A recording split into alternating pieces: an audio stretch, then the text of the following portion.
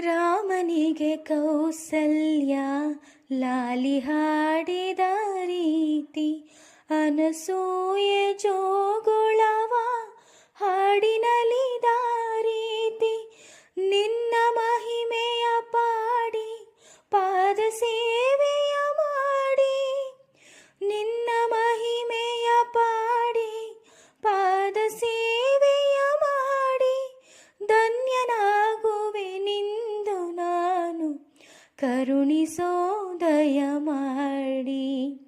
ಪವಡಿಸು ಪರಮಾತ್ಮ ಶ್ರೀ ವೆಂಕಟೇಶ, ಸಪ್ತಗಿರಿವಾಸ ಮನವೆಂಬ ಮಲ್ಲಿಗೆಯ ಹೂವ ಹಾಸಿಗೆ ಮೇಲೆ, ಪವಡಿಸು ಪರಮಾತ್ಮ ಶ್ರೀ ವೆಂಕಟೇಶ.